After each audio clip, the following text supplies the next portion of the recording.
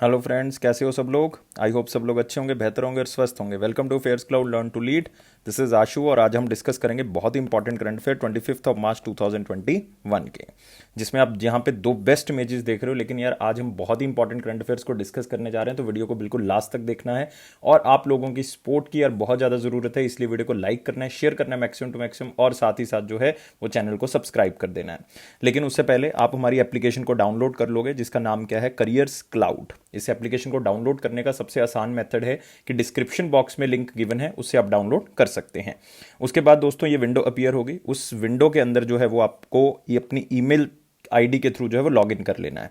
फिर आपके पास ये विंडो ओपन होगी और इस विंडो के अंदर जो है वो आपको फर्स्ट सेक्शन के ऊपर क्लिक करना है और आप हमारे करंट अफेयर्स को सब्सक्राइब कर सकते हो। लेकिन आप हमारे करंट अफेयर्स को सब्सक्राइब तो करोगे, लेकिन क्यों करोगे, मतलब हम आपको क्या प्रोवाइड कर रहे हैं, हम आपको डेली करंट अफेयर्स प्रोवाइड कर रहे हैं। डेली करंट अफेयर में हम आपको 3 सेक्शंस देंगे, जिसमें पीडीएफ फॉर्मेट में डेली करंट अफेयर्स होंगे, क्वेश्चन एंड आंसर फॉर्मेट में होंगे ताकि आप अच्छे से रिवाइज कर सको, और साथ ही साथ क्विज फॉर्मेट होगा ताकि आप टेस्ट दे सको कि यार मुझे कितने करंट अफेयर याद रहते हैं और कितना पढ़ने की जरूरत है। ऐसे ही हम आपको देंगे weekly current affairs. Weekly current affair के भी 3 सेक्शन होंगे दोस्तों। 3 का मतलब है कि एक में पीडीएफ मिलेगी पूरे हफ्ते की, जिसमें डिटेल्ड करंट अफेयर्स होंगे। एक क्वेश्चन एंड आंसर फॉर्मेट में आपको करंट अफेयर्स मिलेंगे ताकि आप रिवाइज कर सको। नेक्स्ट होगा क्विज फॉर्मेट, मतलब टेस्ट फॉर्मेट होगा, जिसमें आप अपने आप को जांच सकते हो कि यार मुझे कितना करंट अफेयर याद रहता है वीक वाइज। नेक्स्ट होगा मंथली सेक्शन, एंड ये सबसे इंपॉर्टेंट सेक्शन है क्योंकि इसमें हम आपको अलग अलग तरह की पीडीएफ्स प्रोवाइड करते हैं। जैसे कि हम आपको प्रोवाइड करेंगे डिटेल्ड करंट अफेयर, पर्टिकुलर उसी महीने का, हिंदी और इंग्लिश दोनों लैंग्वेज में अवेलेबल है, तो जो आप लैंग्वेज आपको कंफर्टेबल है उस लैंग्वेज में आप इसको पढ़ सकते हो।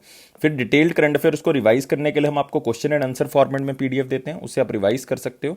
नेक्स्ट होगा दोस्तों टॉप 100 करंट अफेयर, मतलब बेस्ट 100 करंट अफेयर्स आपको मिलेंगे पर्टिकुलर मंथ के, वो भी क्वेश्चन एंड आंसर फॉर्मेट में, क्योंकि ये देखा गया है कि इस फॉर्मेट में आप क्वेश्चन और आंसर फॉर्मेट में आप अच्छे से रिवाइज कर सकते हो। नेक्स्ट मिलेगी पॉकेट पीडीएफ। इसमें हर न्यूज 2-3 लाइंस में देते हैं हम आपको, ताकि आप फटाफट करंट अफेयर्स को रिवाइज कर सको अपने एग्जाम से पहले। तो डेली, वीकली और मंथली सेक्शन तो आप कवर करोगे ही करोगे। हम आपको कुछ अलग तरह से भी करंट अफेयर तैयार करवाते हैं, जैसे कि टॉपिक वाइज पीडीएफ। मतलब ये बहुत ही इंपॉर्टेंट है क्योंकि हर एग्जाम में यार कुछ चीजें इंपॉर्टेंट है, कुछ चीजें नहीं इंपॉर्टेंट। जैसे आप देखोगे कि कुछ एग्जाम में अपॉइंटमेंट्स ज़्यादा पूछी जा जाती हैं, स्पोर्ट्स से रिलेटेड ज़्यादा पूछा जाता है, तो सिर्फ आप वहीं सेक्शन पढ़ो। तो इसलिए हम ये लेके आए आपके लिए कि 20 तरह की अलग अलग टॉपिक पीडीएफ आप तो देते हैं, जैसे कि apps and web portal, important dates, books and authors, like आप कह सकते हो national affairs, international affairs, appointment, sports. तो इस तरह से हम आपको अलग अलग पीडीएफ प्रोवाइड करते हैं। जो बच्चे बैंकिंग की तैयारी कर रहे हैं उनके लिए भी हम 2 तरह के अलग सेक्शन लेके आते हैं, जिसमें बैंकिंग और इकोनॉमी के करंट अफेयर्स मिलेंगे पर्टिकुलर मंथ के, वो भी आपको क्वेश्चन एंड आंसर फॉर्मेट में, और उसका भी आप क्विज दे सकते हो ताकि ये देख सकते हो अपने एग्जाम से पहले कि मुझे कितना करंट अफेयर याद है। फिर एग्जाम पीडीएफ होगी, ये हर एग्जाम के लिए इंपॉर्टेंट है, ये हम कंपाइल करते रहते हैं, लाइक जैन और फेब जैसे कंप्लीट हो चुका है, जैन फेब इसमें ऐड हो चुका है।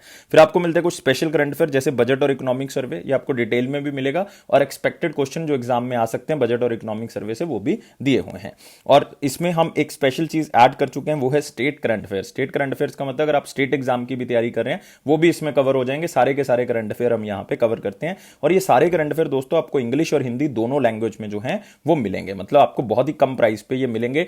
आपने ऐप को डाउनलोड कर लेना है, करने के बाद आप 1 साल की सब्सक्रिप्शन और 2 साल की सब्सक्रिप्शन ले सकते हो। 1 साल का मतलब 2021 की, और 2 साल का मतलब है 21 और 22, पूरे 2 सालों की सब्सक्रिप्शन आपको मिल जाएगी। प्राइस दोस्तों बहुत ही कम है इसका, लेकिन उस मिनिमल प्राइस के ऊपर भी हम आपको 10% एक्स्ट्रा डिस्काउंट दे रहे हैं। किस तरह से मिलेगा, अगर आप इस कोड का यूज कर सकते हो ASH10 ASH10, तो आपको 10% एक्स्ट्रा डिस्काउंट मिल जाएगा उस मिनिमल प्राइस के ऊपर। तो एक बार आप जरूर चेक करें, आप खुद सरप्राइज हो जाएंगे कितने कम प्राइस पे हम ये प्रोवाइड कर रहे हैं। तो स्टार्ट करते हैं दोस्तों आज का करंट अफेयर 25 मार्च 2021 का। और उससे पहले आपने वीडियो को लाइक करना है, शेयर करना है, क्योंकि मैं हमेशा कहता हूं यार आपकी सपोर्ट के बिना कुछ नहीं हो सकता। लोकतंत्र है, डेमोक्रेसी है, तो आपकी सपोर्ट जो है वो बहुत जरूरी है। और साथ ही साथ आपने चैनल को सब्सक्राइब जरूर कर देना अगर आप पहली बार इस वीडियो को देख रहे हैं। तो स्टार्ट करें आज मोस्ट इंपॉर्टेंट क्वेश्चन के साथ, जिसमें 2 क्वेश्चन को हम डिस्कस करेंगे। और पहला क्वेश्चन आप देख रहे हो, बहुत ही इंपॉर्टेंट क्वेश्चन है। Who won best actor award in the 67th edition of annual national film awards for the year 2019। तो इसमें दोस्तों बहुत सी कैटेगरीज हैं, like best actor, best actress, best direction, best children film, मतलब आप सोच भी नहीं सकते इतनी कैटेगरीज हैं। लाइक अगर आप देखोगे 28 कैटेगरीज एक हैं, फिर हर लैंग्वेज में जो है वो बेस्ट फिल्म का अवार्ड 12 कैटेगरीज वो हैं। इसके बाद जो है वो 7 कैटेगरीज अलग से हैं जिसमें अलग अलग तरह के अवार्ड जो हैं वो दिए गए हैं, वो भी लैंग्वेज के बेसिस पे। फिर नॉन फीचर फिल्म में ये अवार्ड दिए गए हैं, फिर राइटिंग के अंदर ये अवार्ड दिए गए, मतलब बहुत तरह के अवार्ड हैं। तो आप सारे तो नहीं याद करोगे, ना ही याद कर पाओगे, तो इससे अच्छा है कि मैं आपको इंपॉर्टेंट चीजें बता दूं जो आपने जो है वो याद रखने हैं, ये बहुत ही इंपॉर्टेंट है। जैसे कि बेस्ट एक्टर का अवार्ड दोस्तों जीता है मनोज बाजपेयी ने और धनुष ने। तो दोनों ही आपने जो है वो याद रखने हैं क्योंकि दोनों को ही ये मिला है बेस्ट एक्टर का अवार्ड। अब यार अगर बेस्ट एक्टर का मिला है तो आपको मूवी जो है वो याद रखनी पड़ेगी। जैसे धनुष जो है उनको कौन सी मूवी के लिए मिला है, उनको मिला है असुरान के लिए। तो याद रखना है कौन सी मूवी है, असुरान। और ये कौन सी लैंग्वेज में है दोस्तों, ये तमिल लैंग्वेज में है। मनोज बाजपेयी जी को ये अवार्ड मिला है कौन सी मूवी के लिए, ये मिला है भोंसले के लिए, भोंसले। और ये हिंदी मूवी है, तो मतलब दोनों आप याद रखोगे तो आंसर दोस्तों क्या होगा, डी होगा, बोथ ए एंड सी होगा। तो नेक्स्ट आप यहां पे देख सकते हो 67th नेशनल फिल्म अवार्ड्स, और ये आप एक्टर्स यहां पे देख रहे हो, कंगना रनावत का आप नाम यहां पे देख रहे हो, इनको मिला है बेस्ट एक्ट्रेस का अवार्ड। इसका मिला है बेस्ट एक्ट्रेस का अवार्ड, इनकी मूवी पंगा और एक आप कह सकते हो Manikarnika the queen of Jhansi, दोनों हिंदी मूवीज, तो उनको बेस्ट एक्ट्रेस का अवार्ड जो है वो मिला है। तो मनोज बाजपेयी जी आप यहां पे देख रहे हो, तो ये अवार्ड जो है वो उनको दिए गए हैं। तो आप देख सकते हो बेस्ट फीचर फिल्म आपने याद रखना है, ये किसको मिला है, मरक्कर को मिला है, जो कि मलयालम मूवी है, जिसमें जो है वो मेन हीरो जो है वो कौन थे, वो हमारे पास थे Mohanlal ji. Next Indira Gandhi award for the best debut director, ये मूवी कौन सी है, हेलन मूवी है, मलयालम के अंदर, फिर से मलयालम सिनेमा के अंदर। और किसने इसको डायरेक्ट किया था, मथुकुट ने इसको डायरेक्ट किया था। तो आप यहां पे लिख भी सकते हैं मथुकुट ने इसको जो है वो डायरेक्ट किया था। Award for best popular film providing wholesome entertainment, और उसका नाम क्या है, महर्षि, और वो कौन सी मूवी के मतलब कौन सी लैंग्वेज के अंदर है, तेलुगु लैंग्वेज के अंदर है। Next Nargis Dutt award for best feature film for international और द नेशनल इंटीग्रेशन, वो है हमारे पास ताजमल मराठी के अंदर। Best film on social issues Anandi Gopal Marathi के अंदर। बेस्ट फिल्म ऑन एंटरटेनमेंट, और वो है हमारे पास वाटर बरियल मोनपा के अंदर। तो यार ये अलग अलग लैंग्वेज में, लेकिन फिर भी मैं आपको बता देता हूं कि इंपॉर्टेंट आपने क्या याद रखना है। एक तो बेस्ट फीचर फिल्म याद रखना है आपने, बहुत ही इंपॉर्टेंट है, जो इस स्लाइड के अंदर आपको याद रहना चाहिए। नेक्स्ट बेस्ट डायरेक्शन किसकी है, वो है मूवी 72 होरेन, और ये हिंदी मूवी है, और ये डायरेक्ट किसने की थी, संजय पूरन सिंह चौहान ने। तो ये आपने जरूर याद रखना है कि बेस्ट डायरेक्शन जो है वो किसको दिया गया है अवार्ड, संजय पूरन सिंह चौहान को दिया गया। बेस्ट एक्टर हम बात कर चुके हैं, मनोज बाजपेयी जी और धनुष को मिला है। बेस्ट एक्ट्रेस हम बात कर चुके हैं, कंगना रनावत को मिल चुका है। और गाइस बेस्ट हिंदी फिल्म का अवार्ड गया है छिछोरे को, और ये किसने डायरेक्ट की थी, नितेश तिवारी। तो ये चीजें आपने याद रखनी है। ये 8th 9th 10th और 3rd जो आप देख रहे हो, this is the most important thing. Otherwise पूरी लिस्ट आपको हमारी वेबसाइट पे मिल जाएगी करंट अफेयर के अंदर, वहां से आप देख सकते हैं। नेक्स्ट क्वेश्चन के ऊपर आते हैं, लेकिन उससे पहले आप थोड़ी सी जानकारी ले लें इस अवार्ड्स के लिए। एक तो आपने याद रखना है ये 67 था इस बार का, और ये 2019 की परफॉर्मेंस के लिए दिए जा रहे हैं, क्योंकि 2020 का आपको पता है कोविड के कारण जो है वो उसमें रह गया था, तो नहीं दिया गया, तो 2019 की परफॉर्मेंस के लिए दिया जा रहा है। और नेशनल फिल्म अवार्ड जो हैं वो दिए जाते हैं out of the director of the film festivals, मतलब आप कह सकते हो कि जो फिल्म फेस्टिवल्स हैं उसमें से निकाल के जो है वो ये अवार्ड दिए जाते हैं। और इसको 3 कैटेगरी में डिवाइड किया गया, feature films, non feature film, best writing on cinemas. तो बहुत से अवार्ड जो हैं वो इसमें दिए जाते हैं। लेकिन centre board of film certificate आपने याद रखना है, इसके चेयरपर्सन कौन है, Prasoon Joshi. Most important question है दोस्तों, याद रखना है, प्रसून जोशी। हेड ऑफिस कहां पे, मुंबई महाराष्ट्र। नेक्स्ट क्वेश्चन के ऊपर बढ़ते हैं, which state emerged as the champion state for the Van Dhan Vikas योजना। तो यार बहुत इंपॉर्टेंट क्वेश्चन है, वंदन विकास योजना में चैंपियन स्टेट जो है वो किसको कहा गया है। तो याद रखना है, इन्होंने बहुत ही अच्छे से काम किया, सेल्फ हेल्प ग्रुप्स बनाए हैं, और खास करके जो ट्राइबल कम्युनिटी है उनका जो माइनर फॉरेस्ट प्रोड्यूस है उनको जो है वो इकट्ठा करके उनको जो है वो बहुत सी चीजें इन्होंने प्रोवाइड की, मतलब उनके जो प्रोडक्ट्स हैं उनको मार्केटिंग की उनकी, ताकि वो अलग अलग जगह पे जाके जो है वो सामान ना बेचें, जो है वो इस वंदन विकास केंद्र के थ्रू ही जो है वो ये सामान को बेचेंगे, उनका लाइवलीहुड इंक्रीज हो सकता है। और ये स्टेट दोस्तों हमारे पास कौन सी है, मणिपुर है। तो याद रखेंगे आप मणिपुर के बारे में। मणिपुर के चीफ मिनिस्टर जो है वो कौन है, एन बीरेन सिंह। तो याद रखेंगे एन बीरेन सिंह जो है वो क्या है, मणिपुर के सीएम। और गवर्नर तो मेरे ख्याल से आपको पता ही होगा, मणिपुर की गवर्नर है नजमा हेप्टुला। तो ये भी आपने जो है वो याद रखना है। नेक्स्ट हमारे पास बहुत ही इंपॉर्टेंट चीज आती है कि यहाँ पे कौन से आपको नेशनल पार्क मिलेंगे और कौन से जो है वो यहाँ पे इंपॉर्टेंट वाइल्ड लाइफ सेंचुरीज मिल सकती हैं। तो दोस्तों एक ही नेशनल पार्क जो है वो आपने यहाँ पे याद रखना है, और वो कौन सा है, कैबुल लेमझाओ नेशनल पार्क। कौन सा है, कैबुल लेमझाओ नेशनल पार्क, ये कहां पे मिलेगा आपको? मणिपुर के अंदर। तो अदरवाइज और कोई वाइल्ड लाइफ सेंचुरी यहां पे याद करने की जरूरत नहीं है। तो यहां पे देख सकते हो एक्टिव कॉपरेशन रही है स्टेट गवर्नमेंट की मणिपुर के अंदर, और खास करके 1-10 विकास योजना सक्सेसफुली इंप्लीमेंट की है स्टेट गवर्नमेंट ने, और मणिपुर को यार चैंपियन बनाया है इस स्कीम के अंदर। और ये स्कीम कब लॉन्च की गई थी? 2019 में मणिपुर के अंदर। और सक्सेसफुल एस्टैब्लिशमेंट ऑफ 100 वन धन विकास केंद्र इन द स्टेट। और ये वन धन विकास केंद्र का यही मतलब है कि जो माइनर फॉरेस्ट प्रोड्यूस होगा, जो लोग वहां पे खेती कर रहे हैं, जो वहां पे प्रोड्यूस कर रहे हैं, उसको खास करके ट्राइबल लोग, उनका सामान की मार्केटिंग की जा सके, उनको बेचा जा सके, और उनको सेलर और उन ट्राइबल कम्युनिटी को आपस में जोड़ा जा सके ताकि उनकी इनकम को बढ़ाया जा सके। वंदन विकास योजना जो है वो वैल्यू एडिशन के लिए, मैं पहले ही बता चुका हूं, मार्केटिंग के लिए, ब्रांडिंग के लिए है उस माइनर फॉरेस्ट प्रोड्यूस को, जो कि कौन बेसिकली लेके आ रहा है? वो लेके आ रहा है ट्राइबल लोग, और उनके लाइवलीहुड और उनकी इनकम को क्या किया जाएगा? बढ़ाया जाएगा। तो मणिपुर दोस्तों आपने स्टेट याद रखनी है, और बहुत सी इंफॉर्मेशन हम मणिपुर के बारे में कर चुके हैं। नेक्स्ट आते हैं वेरी इंपॉर्टेंट क्वेश्चन, लेकिन चैनल को लाइक कर देना, सब्सक्राइब कर देना, शेयर कर देना, क्योंकि आप लोगों की यार सपोर्ट की बहुत ज्यादा जरूरत है, तो वो जरूर करना आपने। Who represented India at the world summit on the information society forum 2021? ये फॉरम का बेसिकली टारगेट ये है कि कौन सी इंफॉर्मेशन जो है वो लोगों तक पहुंचा रहे हैं, कौन सी इंफॉर्मेशन लोगों से सरकार तक पहुंच रही है, किस तरह से हम लोगों की हेल्प कर रहे हैं। तो ये सारी चीजें दोस्तों जो है वो यहां पे बताई जाती हैं, और इसीलिए ये ऑर्गेनाइजेशन जो है बनाई गई, और इसी के थ्रू जो है वो ये फॉरम जो है वो बनाया गया, जिसका नाम है वर्ल्ड समिट और इंटरनेशनल सोसाइटी फॉरम। तो आपको सबसे पहले रिकॉग्नाइज करना पड़ेगा कि ये इंफॉर्मेशन जो है वो किसके द्वारा जो है वो लोगों तक पहुंचाई जाती होगी, या स्कीम्स के बारे में लोगों को बताया जाता होगा। तो ये होगा हमारे पास मिनिस्ट्री ऑफ कम्युनिकेशन। और मिनिस्ट्री ऑफ कम्युनिकेशन मतलब मैं बात कर रहा हूं दो यूनियन मिनिस्टर की, या तो मैं बात कर रहा हूं रविशंकर प्रसाद जी की, या फिर मैं बात कर रहा हूं संजय धोत्रे जी की, क्योंकि एक यूनियन मिनिस्टर एक मिनिस्टर ऑफ स्टेट है। तो यार ये दोनों तो हमारे पास ऑप्शन ही क्या हो जाती हैं? खत्म।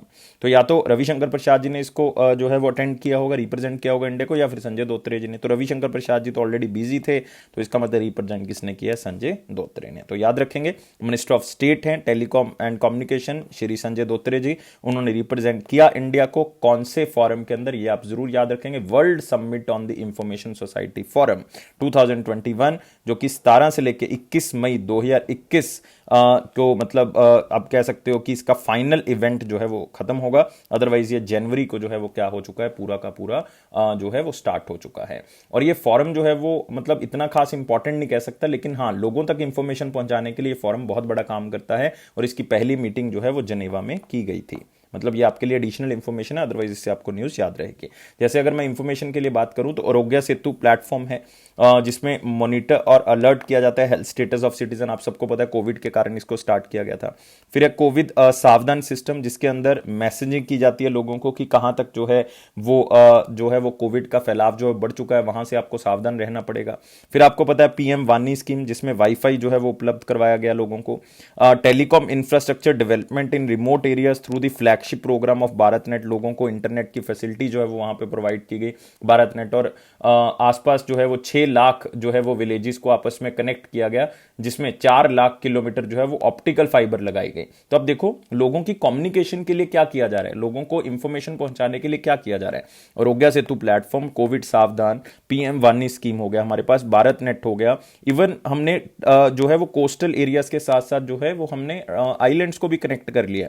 अंडमान निकोबार और लक्षद्वीप के अंदर हमने जो है वो सबमरीन केबल नेटवर्क डाला है, ताकि वहां पे कनेक्टिविटी की कोई प्रॉब्लम ना रहे। तो मतलब ये सारी चीजें जो है वो इंडिया की तरफ से रिप्रेजेंट की गई हैं कि हमने लोगों तक इंफॉर्मेशन पहुंचे हर तरह की, हमने ये सारी सुविधाएं जो है वो प्रोवाइड की हैं। तो ये मतलब आप थोड़ा सा याद रख सकते हो। नेक्स्ट क्वेश्चन के ऊपर बढ़ते हैं। तो इतना याद रखेंगे, लेकिन इसमें एक क्वेश्चन और इंपॉर्टेंट है कि जो हमारे पास यूनियन मिनिस्टर हैं रविशंकर प्रसाद, उनकी कॉन्स्टिट्यूएंसी कौन सी है? उनकी कॉन्स्टिट्यूएंसी आपने याद रखनी है, कौन सी है? पटना साहिब। नेक्स्ट आते हैं दोस्तों अगला question, What is the theme of the World Tuberculosis Day which is observed annually on the 24th of March? तो यहां से आपको ये तो यार आइडिया हो गया कि वर्ल्ड ट्यूबरक्लोसिस डे जो है वो कब मनाया जाता है। तो आंसर जो है वो इसका क्या होगा? आंसर होगा 24th of March। क्यों मनाया जाता है? तो आपको पता है यार कि लोगों को अवेयर करना है कि ये तरह की ग्लोबल एपिडेमिक है ट्यूबरक्लोसिस, तो इससे बचना है और हम बच भी सकते हैं, और इससे जो है क्या क्या सावधानियां हमें रखनी होंगी, तो उसको हमें जो है वो संभालना होगा। इंडिया का ऑलरेडी एक एम्बिशियस गोल जो है वो सेट कर लिया है कि हमने ट्यूबरक्लोसिस को जो है वो हमने क्या कर लेना है, 80% तक हमने जो है वो नए इंसिडेंसेस को रिड्यूस कर देना, मतलब नए टीबी केसेस को हमने 80% तक खत्म करना है 2025 तक। ये याद रखना है, 80% हमने जो है वो नए केसेस को रिड्यूस कर देना है, और टीबी को बिल्कुल ही खत्म कर देना है under the sustainable development goal by the year of 2030। ये दोनों चीजें याद रखनी है। 80% नए केसेस को हमने क्या करना है, and tuberculosis by reducing the incidence of the new tuberculosis cases by the 80% by the year of 2025। तो थीम क्या है दोस्तों, द क्लॉक इज टिकिंग। तो याद रखना है, द क्लॉक इज टिकिंग जो है वो थीम रखा गया है। और दोस्तों आप इन ऑप्शंस के साथ आप बाकी दिन भी जो है वो कवर कर सकते हो। जैसे आप फर्स्ट डे देख रहे हो, ग्लोबल सॉलिडेरिटी शेयर्ड रिस्पॉन्सिबिलिटी, ये किस दिन का थीम जो है वो था, वो ये था दोस्तों वर्ल्ड एड्स डे का थीम था, जो कि कौन से दिन मनाया जाता है, 1 दिसंबर को सेलिब्रेट किया जाता है, मतलब ये 2020 का क्या था आपके पास थीम था। Next, powering the plant protein, तो ये भी थीम जो है वो मैंने बच्चों को करवाया था। तो आंसर दोस्तों क्या होगा इसका, पावरिंग द प्लांट प्रोटीन। ये नेशनल प्रोटीन डे है। क्या है, नेशनल प्रोटीन डे। कौन से दिन मनाया जाता है दोस्तों, नेशनल प्रोटीन डे मनाया जाता है 27 फरवरी को, और ये 2021 का थीम है। नेक्स्ट है हमारे पास not all disabilities are visible, तो ये थीम जो है वो किसका है, इंटरनेशनल डे फॉर डिसेबिलिटीज। ये 3 दिसंबर को मनाया जाता है, और ये 2020 का आपके पास थीम है। तो मैं दोबारा से एक बार बता देता हूं, global solidarity shared responsibility world AIDS day का है, जो कि 1 दिसंबर को मनाया जाता है, 2020 को मनाया गया। Powering the plant protein national protein day, जो कि 27 फरवरी को सेलिब्रेट किया गया। Not all disabilities are visible, ये जो है वो हमारे पास है इंटरनेशनल डे फॉर डिसेबिलिटीज, ये 3 दिसंबर को सेलिब्रेट किया गया 2020 में। और द क्लॉक इज टिकिंग आपको पता लग गया, द वर्ल्ड ट्यूबरक्लोसिस डे है। तो आप यहां पे देख सकते हो world tuberculosis day 24 March 2020, theme क्या है, the clock is ticking. Next question के ऊपर बढ़ते हैं। Ministry of youth affairs and sports had decided to extend the Khelo India scheme from 2021 to which year. तो आपने बताना है कि यार फाइनेंशियल ईयर 21-22 का जो हमारे पास है, तो ये खेलो इंडिया स्कीम जो है वो खत्म होने वाली थी, तो अब उसको एक्सटेंड कर दिया मिनिस्ट्री ऑफ यूथ अफेयर्स, मतलब किरण रिजिजू जी की तरफ से इसको एक्सटेंड कर दिया गया है। तो फटाफट बताएंगे। और आपको पता है कि यार खेलो इंडिया यूथ गेम्स जो हैं वो बहुत इंपॉर्टेंट है, और इस साल जो है वो ये खेलो इंडिया यूथ गेम्स जो है वो कौन करवा रहा है, वो हमारे पास करवा रही है दोस्तों स्टेट है हरियाणा। तो याद रखोगे कौन सी स्टेट करवा रहा है, हरियाणा करवा रहा है खेलो India youth games. University games आपको पता है कि कौन किसने करवाई हैं, हो चुकी हैं कर्नाटका में। नेक्स्ट तीसरा हमारे पास होता है विंटर गेम्स। विंटर गेम्स आपको पता है J&K की तरफ से होस्ट की गई, गुलमार्ग में होस्ट किया। तो तीनों याद रखने आपने, यूथ भी, यूनिवर्सिटी भी और विंटर गेम्स भी। तो इसको एक्सटेंड कर दिया दोस्तों इस पॉलिसी को 2025-26 तक, और इसका सिर्फ मोटिव यही था कि हमने जो है वो स्पोर्ट्स को क्या करना है, प्रमोट करना है। इवन जो हमारा 2021-22 का बजट भी है, इसमें भी हमने काफी बढ़ चढ़कर जो है वो हिस्सा लिया है, और इसमें जो है वो काफी बढ़ चढ़कर हमने अमाउंट जो है वो अनाउंस किए, 657.71 करोड़ रुपीस जो है वो हमने एलोकेट किए हैं खेलो इंडिया स्कीम के लिए। तो खेलो इंडिया स्कीम एक्सटेंडेड टिल 2025-26। तो आप देख सकते हो इसको अक्टूबर 2017 में लॉन्च किया गया था, और इसका यही लक्ष्य था कि हमने स्पोर्ट्स को क्या करना है, इंप्रूव करना है, और बच्चे और खास करके जो यूथ है उसको हमने जो है वो इसकी तरफ लेके आना है, मतलब प्रमोशन भी करनी है, पार्टिसिपेशन भी बढ़ानी है, दोनों चीजों को हमने लेके चलना है। और खेलो इंडिया स्कीम के अंदर जो है वो 3 चीजें होती है, मैंने बताया था, खेलो India youth game, university games और विंटर गेम्स। तीनों ही आपके लिए इंपॉर्टेंट है, लेकिन आपने याद रखना है यूथ गेम्स इस बार हरियाणा, फिर से बता रहा हूं, university games Karnataka, winter games जो है वो जम्मू एंड कश्मीर। और 24 खेलो इंडिया स्टेट सेंटर्स बन चुके हैं 23 स्टेट्स और यूटीज में। ये याद रखना है यार, ये अगर कोई टफ एग्जाम होगा लाइक यूपीएससी होगा या एसएससी होगा, तो वो आपसे पूछ सकता है ऐसा क्वेश्चन कि कितनी स्टेट्स में जो है वो खेलो इंडिया, लेकिन यूपीएससी के ज्यादा चांसेस है को आपको क्वेश्चन पूछ सकता है, खास करके जो अभी ईपीएफओ का एग्जाम है उसमें ये क्वेश्चन जो है वो आपको पूछा जा सकता है। तो आपको पता है किरण रिजिजू जी जो वो क्या है, minister of youth affairs and sports हैं, और वो लोकसभा के मेंबर हैं, और उनकी कॉन्स्टिट्यूएंसी कौन सी है, अरुणाचल वेस्ट। तो ये भी आप जो है वो याद रखेंगे। कॉन्स्टिट्यूएंसी यार आपको मेन मिनिस्टर्स की पता होनी चाहिए। नेक्स्ट आते हैं दोस्तों अगला question, new species of diatoms और the diatoms called Epithemia agharkarii discovered in which river. तो पहले तो आपको पता होना चाहिए कि यार ये डाया एटम्स क्या होते हैं, मतलब ये किस तरह के जो हैं वो कोई जानवर है, कोई पौधा है। तो मैं आपको बताना चाहूंगा कि ये एक तरह की दोस्तों एल्गी है, मतलब एक तरह की जो है वो क्या है, ये काई है। ALGAE, एक तरह की एल्गी है, काई है मतलब फंगस है एक तरह की आप कह सकते हो। और ये एक ऐसी एल्गी है जो वाटर बॉडीज के आसपास जो है वहां पे ग्रो होती है, चाहे वो रिवर्स हो, लेक्स हो, चाहे वो छोटी सी आप कह सकते हो नदी हो, तो वहां पे होती हैं। और ये ऑक्सीजन को क्या करती हैं, जनरेट करती हैं एटमॉस्फेयर के अंदर, मतलब इससे एनवायरनमेंट में ऑक्सीजन का लेवल जो है वो इंक्रीज होता है। तो इसका मतलब ये कहां पे हमें जो है वो मिली है, और इसका नाम अगरकरी इसलिए रखा गया दोस्तों क्योंकि इसको रिसर्च किसने की है, इसके ऊपर SP अगरकर ने जो है वो रिसर्च की है, जो कि अगरकर रिसर्च इंस्टीट्यूट के आप कह सकते हो एक हेड भी हैं। तो मतलब उन्होंने ही इसको जो है वो बनाया था। तो कौन सी रिवर के ऊपर दोस्तों, ये है हमारे पास रिवर मुला रिवर। कौन सी स्टेट में दोस्तों, ये है पूना के अंदर, महाराष्ट्र के अंदर, पुणे महाराष्ट्र के अंदर ये रिवर आपको मिल जाएगी। इसके ऊपर एक बहुत ही फेमस डैम बना हुआ है, कौन सा, मुल्शी डैम। याद रखोगे कौन सा डैम बना हुआ है, मुल्शी डैम। तो आप यहां पे देख सकते हो ARI साइंटिस्ट, ARI का मतलब है Agarkar research institute discovered new species of diatoms from Mula reverse. और डायटम्स मैं बता चुका हूं, एक एल्गी है, काई है, जो कि वाटर बॉडीज के आसपास मिलेंगे। और इसका काम क्या होता है, ये माइक्रो ऑर्गेनिजम्स होते हैं जो ऑक्सीजन को क्या करते हैं, जनरेट करते हैं एटमॉस्फेयर के अंदर। तो इसका नाम एपिथी में अगरकरी और SP अगरकर के नाम से जो है रखा गया, जो कि फाउंडर डायरेक्टर हैं कौन सी इंस्टीट्यूट के, अगरकर रिसर्च इंस्टीट्यूट के। और मैं बता चुका हूं कि डायटम्स क्या होते हैं। डैम कौन सा बना हुआ इस रिवर के ऊपर, मुल्शी डैम। यही 2-3 चीजें याद रखनी है, अदरवाइज इस क्वेश्चन में कुछ भी याद रखने वाला नहीं है। नेक्स्ट क्वेश्चन के ऊपर आते हैं, what is the name of the portal which is recently launched by power grid for e tendering. तो मतलब आप टेंडर जो है वो ऑनलाइन या फाइल कर सकते हो। पावर ग्रिड के जितने भी जो है वो कॉन्ट्रैक्ट्स होंगे वो टेंडर्स के थ्रू दिए जाएंगे, और उसके लिए एक पोर्टल जो है वो पावर ग्रिड ने क्या कर दिया है, इशू कर दिया है। तो इसको यार करने से पहले मैं आपको बता देता हूं कि इसमें आप ऑप्शंस को एलिमिनेट कर दो। तो जैसे कि आप यहां पे देख रहे हो, सबसे पहले सहयात्री। सहयात्री का मतलब यहां पे क्या है कि ये रेलवेज की तरफ से क्या किया गया था दोस्तों, लॉन्च किया गया था। किसकी तरफ से, रेलवेज की तरफ से। मतलब कोई कंप्लेंट है लोगों की तो वो इस जो है वो सहयात्री प्लेटफॉर्म पे या ऑनलाइन जो है वो इसके ऊपर डाल सकते हैं। नेक्स्ट है आपके पास ई संपदा। तो ये भी मेरे ख्याल बच्चों ने जो है वो सुना होगा, मैंने आपको करवाया था ई संपदा पोर्टल। ये ministry of housing and urban affairs मतलब हरदीप सिंह पुरी जी की तरफ से इसको स्टार्ट किया गया था। ये सिंगल प्लेटफॉर्म था जो गवर्नमेंट ऑफ इंडिया की स्टेट सर्विसेज को दर्शाता है, स्टेट सर्विसेज को दर्शाता है, प्रॉपर्टी से रिलेटेड सर्विसेज को बताता है। नेक्स्ट है आपके पास कौन सी एप्लीकेशन, आपके पास है एलिमेंट एप्लीकेशन।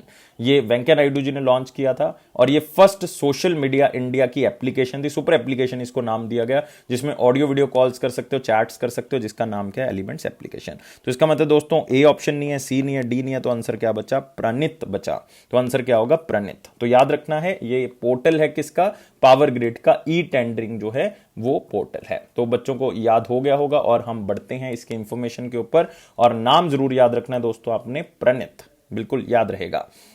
और यहां पे देख सकते हो power grid launch certified e tendering portal that is known as the Pranit.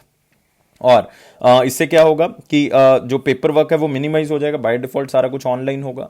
And ease of operation and expects the tendering process of becoming more transparent. अब मतलब आप ऑनलाइन ही फाइल करोगे तो इसमें कोई छेड़छाड़ हो नहीं सकती, गड़बड़ हो नहीं सकती।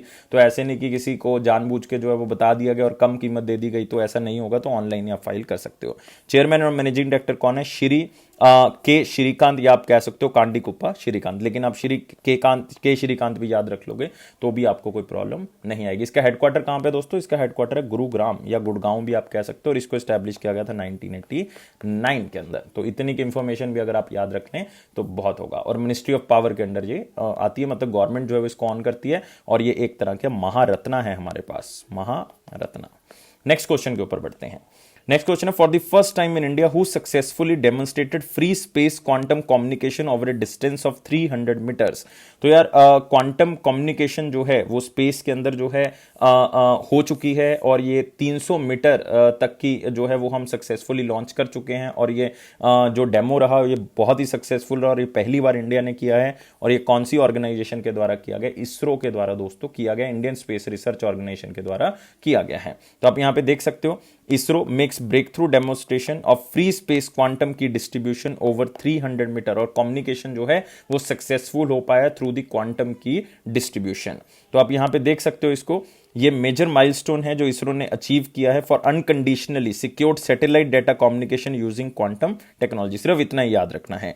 और ये क्यों पॉसिबल हुई है? ये क्वांटम की डिस्ट्रीब्यूशन के थ्रू जो है वो पॉसिबल हुई है, जो कि अहमदाबाद गुजरात के अंदर जो है वो इसका एक सेंटर बना हुआ है। और नेक्स्ट स्टेप अब इसरो का रहेगा कि 2 इंडियन ग्राउंड स्टेशन के ऊपर इस टेक्नोलॉजी को डेमोन्स्ट्रेट किया जाए, क्योंकि अभी तो यार ये 2 आप कह सकते हो हवा में की गई है, अभी ये ग्राउंड स्टेशंस के ऊपर की जाएगी कि हाँ ये सक्सेसफुल है या नहीं है।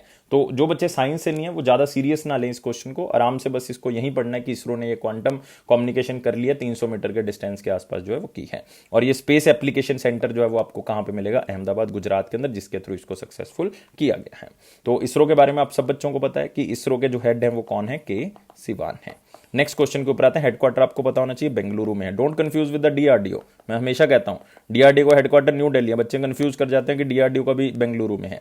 तो डीआरडीओ का दोस्तों हेडक्वार्टर जो है वो कहां पे? न्यू दिल्ली में है। और साथ ही साथ याद रखना है इसके हेड कौन है? जी सतीश रेड्डी। कंफ्यूज नहीं होना कभी भी, हमेशा आराम से पढ़ें। नेक्स्ट क्वेश्चन आते हैं applied materials India has signed a research and development pact with which institute to explore new application and solutions. तो कोई भी अगर ऑर्गेनाइजेशन या कोई भी कंपनी जो है वो अगर किसी इंस्टीट्यूट के साथ टाई अप करती है, तो इसका मतलब इंस्टीट्यूट जो है वो अपनी एक्सपर्टीज, अपना एक्सपीरियंस जो है वो उसके साथ शेयर करेगा और अपनी एक्सपर्टीज के थ्रू उनको जो है वो हेल्प करेगा। और ये इंस्टीट्यूट कौन है जो अप्लाइड मटेरियल्स इंडिया को जो है वो हेल्प कर रहा है? ये है दोस्तों आईआईएससी बेंगलुरु। आईआईएससी बेंगलुरु आपने याद रखना है, मोस्ट प्रीमियर इंस्टीट्यूट है पूरे इंडिया का, और अप्लाइड मटेरियल्स इंडिया को जो है वो हेल्प करेगा रिसर्च एंड डेवलपमेंट के अंदर, ताकि जो हमारी नैनो साइंस है या आप कह सकते हो जो हमारी इंजीनियरिंग मटेरियल्स हैं उसमें हम नई रिसर्च जो है वो कर सकें और एडवांस मटेरियल को हम डेवलप जो है वो कर सकें। और ऑलरेडी 2018 में इन्होंने जो है वो टाई अप किया था कौन से इंस्टीट्यूट के साथ? इन्होंने टाई अप किया था आईआईटी मद्रास के साथ। अब इन्होंने आईआईटी मद्रास के साथ क्यों टाई अप किया था? It is for the artificial intelligence, ताकि आर्टिफिशियल इंटेलिजेंस में हम जो है वो टाई अप कर सके और उसमें हम like machine learning, data science with the application in the semiconductor and the pharmaceutical, उसमें जो है वो आगे बढ़ सकें। फिर 2019 में इन्होंने आईआईटी बॉम्बे के साथ टाई अप किया। ये जो है वो एनर्जी के लिए और नैनो इलेक्ट्रॉनिक्स के लिए इन्होंने टाई अप किया था। अब इन्होंने जो है वो एडवांस मटीरियल्स के लिए जो है वो क्या किया है? टाई अप किया है, ताकि नई तरह की एप्लीकेशन, नई तरह के मटेरियल जो है वो हम क्या कर सकें? बना सकें, उसके ऊपर रिसर्च जो है वो कर सकें।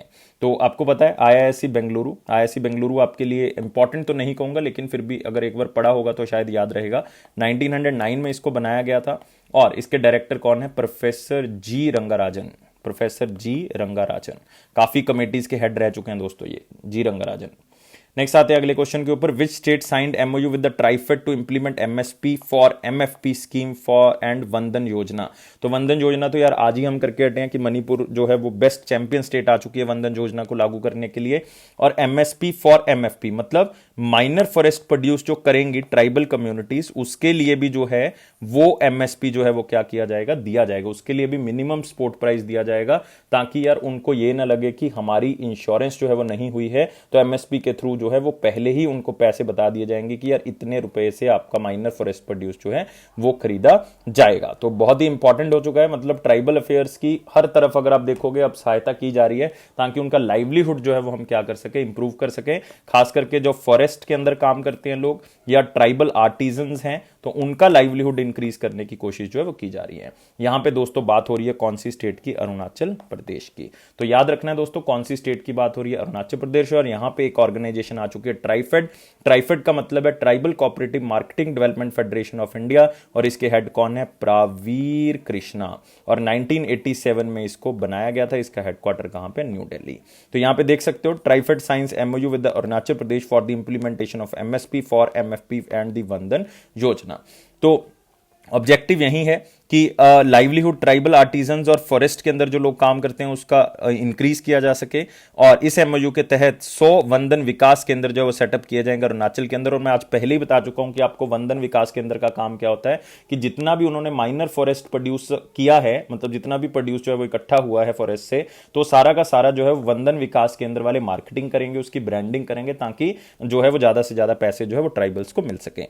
और रिसेंटली ट्राइबल्स ने जो है वो दीनदयाल उपाध्याय योजना, मतलब नेशनल रूरल लाइवलीहुड मिशन के थ्रू जो है वो सेल्फ हेल्प ग्रुप वुमेन और ट्राइबल पॉपुलेशन के साथ टाई अप किया है, ताकि जो है वो इनकी इनकम जो है वो क्या की जा सके, बढ़ाई जा सके। ऐसे ही ट्राइफेड, आईआईटी कानपुर और Chhattisgarh minor forest produce federation ने भी टाइप किया कि टेक फॉर ट्राइबल इनिशिएटिव, ताकि उनको टेक्नोलॉजी के बारे में जानकारी दी जा सके, ताकि वो अपने प्रोडक्ट्स को बहुत ही अच्छे से जो है वो आगे बेच सके। तो ये सारी चीजें जो हैं वो आपके लिए बहुत इंपॉर्टेंट है। और यहां पे स्टेट आपके लिए कौन सी इंपॉर्टेंट हो जाती है, अरुणाचल प्रदेश जो है वो दोस्तों आपके लिए इंपॉर्टेंट हो जाता है। तो अरुणाचल प्रदेश के जो चीफ मिनिस्टर हैं वो कौन है, अरुणाचल प्रदेश के चीफ मिनिस्टर आपको मिलेंगे पेमा खांडू जी। कौन मिलेंगे, पेमा खांडू जी। और अरुणाचल प्रदेश के दोस्तों गवर्नर जो हैं वो कौन है, ये भी आपको पता होना चाहिए दोस्तों, गवर्नर की अरुणाचल प्रदेश के गवर्नर कौन है। और बच्चों ने आंसर साथ ही साथ बताना स्टार्ट कर दिया, और वो है दोस्तों BD Mishra ji, BD Mishra.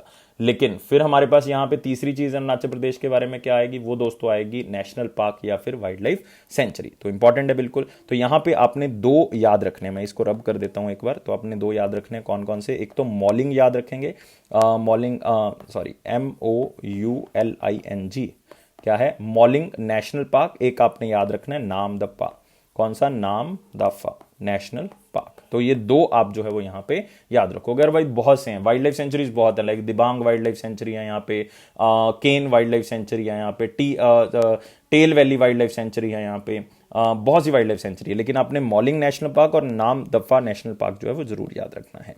Next question के ऊपर बढ़ते हैं, और वो है इंपॉर्टेंट क्वेश्चन, लेकिन वीडियो को लाइक, सब्सक्राइब और शेयर जरूर करना है आपने। The net zero emission in energy system in India is achievable by which year according to the report by India transforming to a net zero emission energy system. तो ये report जो है वो एक पेश की गई, जिसमें एक दावा रखा गया कि इंडिया जो है वो नेट जीरो एमिशन, मतलब कार्बन एमिशन जो है वो बिल्कुल जीरो हो जाएगी इंडिया के अंदर। कौन से ईयर के अंदर जो है वो हो जाएगी, एनर्जी सिस्टम में हम कार्बन एमिशन बिल्कुल जीरो कर देंगे।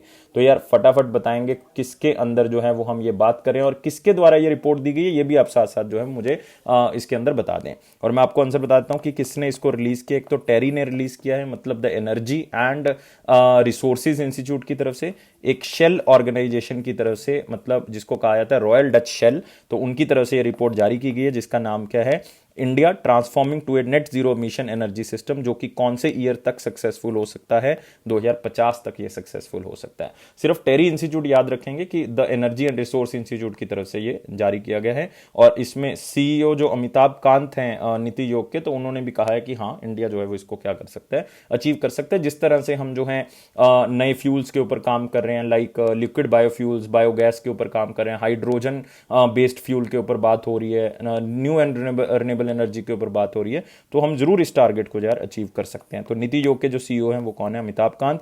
डिप्टी चेयरमैन आपको पता ही है कौन है, या वाइस चेयरमैन आप कह सकते हो, वो कौन है, doctor Rajiv Kumar. Main chairman तो आपको पता ही है यार, प्राइम मिनिस्टर होते हैं, मोदी जी हैं मतलब इस बार। तो ये रिपोर्ट जरूर याद रखना है, और इंडिया इस टारगेट को अचीव कर सकता है 2050 तक। नेक्स्ट आते हैं, which country launch 38 satellites from 18 countries into the orbit on Soyuz 2.1A rocket. तो अपने रॉकेट से उन्होंने 38 सैटेलाइट्स को लॉन्च किया, वो भी 18 कंट्री से। तो यार ये मतलब एक अलग से जो है वो लॉन्च किया गया। सिर्फ इसमें अपने कंट्री का नाम याद रखना है, और इसमें कुछ याद करने वाली नहीं है, बात कुछ याद नहीं करना। लेकिन ये रॉकेट को लॉन्च जो है वो कहाँ से किया गया था, कजाकिस्तान से लॉन्च किया गया था। और ये सैटेलाइट जो है वो 18 कंट्री से जो है वो बिलोंग करती हैं, लाइक आप कह सकते हो साउथ कोरिया, उसमें जापान है, सऊदी अरेबिया है, जर्मनी, इटली है, ब्राज़ील है। तो मतलब बहुत सी सैटेलाइट्स हैं, और उसमें कुछ सैटेलाइट जैसे चैलेंज 1 एक सैटेलाइट का नाम है, जो कि किसकी सैटेलाइट है, फर्स्ट एवर सैटेलाइट है, जो कि तुनीशिया की तरफ से बनाई गई है। याद रख सकते हो दोस्तों, अगर याद रखना है तो आप इसको रख सकते हो। तुनीशिया की तरफ से जो एक सैटेलाइट बनाई गई थी, जिसका नाम था चैलेंज 1। और ये मैं इसलिए आपको बता रहा हूं कि ये तुनीशिया की पहली सैटेलाइट है जो उन्होंने खुद बनाई है ना, तो मतलब इसलिए आप इसको याद रख सकते हो। तो अदरवाइज मतलब 38 सैटेलाइट्स हैं, तो हम सबके नाम नहीं याद करेंगे, लेकिन आपने याद रखना है कंट्री कौन सी है, रशिया।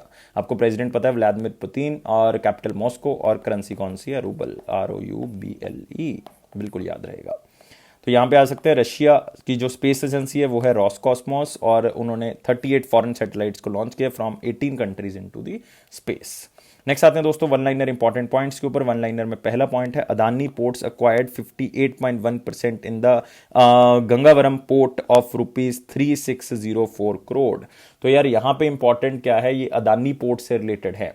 और जो गंगावरम पोर्ट लिमिटेड है वो डीवीएस राजू फैमिली से बिलोंग करता है, तो उनसे जो है इन्होंने 58.1% स्टेक जो है वो खरीद लिया। ये क्वेश्चन आ सकता है, ये आपको पूछा जा सकता है कि कौन से पोर्ट लिमिटेड से जो है वो उन्होंने जो कौन से पोर्ट के अंदर जो है वो उन्होंने स्टेक जो है वो खरीदा है। सिर्फ इतना याद रख लें, अदरवाइज कुछ याद करने की जरूरत नहीं है। और ये जो गंगावरम पोर्ट है ये ऑल वेदर डीप वाटर और मल्टीपर्पज पोर्ट है, जो कि कहाँ पे है, आंध्र प्रदेश के अंदर, मतलब जिसको आप विजाग पोर्ट कहते हो, तो उसी के अंदर जो है सिचुएटेड है। Next, centre sets empowerment committee for manufacturing in high tech sectors, मतलब टेक्नोलॉजी सेक्टर के अंदर मैन्युफैक्चरिंग को जो है वो इंप्रूव कर सकें, तो इसके लिए जो है वो कमेटीज को जो है वो सेटअप किया गया है, और उस कमेटी में बहुत से लोग हैं। लेकिन आपने याद रखना है कि सेंटर गवर्नमेंट के भी जो हैं वो इसमें क्या हैं, लोग हैं। तो अगर आप सेंटर गवर्नमेंट की इसमें बात करोगे तो सेंटर गवर्नमेंट के जो हैं वो इसमें काफ़ी लोग मौजूद हैं। सेंटर गवर्नमेंट के अगर आप देखोगे 4 लोग हैं इसमें, और 6 लोग जो हैं वो इसके अंदर जो हैं वो बाकी लोग हैं। मतलब टोटल कितने मेंबर कमेटी है, ये 10 मेंबर्स की कमेटी है। और इसमें मेन अगर आप नाम लोगे तो कैबिनेट सेक्रेटरी हैं इसमें राजीव गौबा जी, तो वो मतलब इसको क्या करेंगे, शायद लीड करेंगे इसको। और इस चीज़ को याद रखना है, बस इन्वेस्टमेंट प्रमोट करना है मैन्युफैक्चरिंग को टेक्नोलॉजी सेक्टर के अंदर, ताकि मैक्सिमम टू मैक्सिमम जो है वो इन्वेस्टमेंट हो सके। Next, Fitch rating agency raised India's financial year 2020 GDP growth estimate to 12.8% from 11%। तो पहले यार फिच ने कहा था कि इंडिया जो है वो 11% ग्रो करेगा फाइनेंशियल ईयर 22 के अंदर, लेकिन अब जो है वो उन्होंने कह दिया ज़्यादा ग्रो करेगा। उन्होंने देखा कि इन्वेस्टमेंट बढ़ रही है, तो 12.8% जो है वो इंडिया क्या कर सकता है, ग्रो कर सकता है अकॉर्डिंग टू फिच। और ये फिच एक क्रेडिट रेटिंग एजेंसी है यूनाइटेड स्टेट्स ऑफ अमेरिका की। नेक्स्ट आते हैं United Nations WWDR report 2021 underline decrease of per capita reservoir capacity of water. तो पानी जो हमारे पास पड़ा हुआ है, जो रिजर्वायर्स में पड़ा हुआ है, तो पर कैपिटा कैपेसिटी जो है वो उसकी क्या हो चुकी है, डिक्रीज हो चुकी है। और ये किसकी तरफ से रिपोर्ट दी गई है दोस्तों, ये दी गई है United nation world water development report. ये नाम है वर्ल्ड वाटर डेवलपमेंट रिपोर्ट, और ये रिपोर्ट यूनाइटेड नेशन की तरफ से दी गई, और उन्होंने बताया कि पानी जो है वो कम होता जा रहा है। हमने कल भी देखा कि यार हमने कल एक रिपोर्ट की थी जो किसकी तरफ से दी गई थी, यूनिसेफ की तरफ से दी गई थी। तो मतलब ये यूनाइटेड नेशन वाटर की तरफ से दी गई। इसका हेडक्वार्टर भी दोस्तों कहाँ पे, जनेवा स्विट्जरलैंड के अंदर। तो इसमें बताया गया कि यार पानी जो है वो दिक्कत आ रही है उसके अंदर। Next, India plans to conduct airborne radar survey in the Himalayan glaciers. तो ये भी इंपॉर्टेंट आपके लिए कि कहाँ पे हो रहा है। तो अगर ग्लेशियर्स की बात होगी तो यार इसमें एरिया पहचानना जो है बहुत ही आसान हो जाएगा।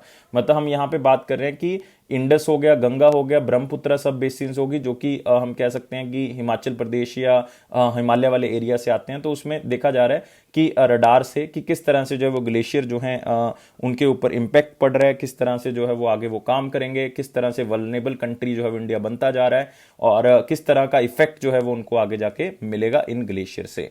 और हिमालय जो है वो 3 तरह से क्वालिफाइड होते हैं, लाइक आप कह सकते हो हिमाद्री है, ग्रेटर हिमालय, हिमाचल है, लेसर हिमालय, शिवालिक्स है, आउटर हिमालय।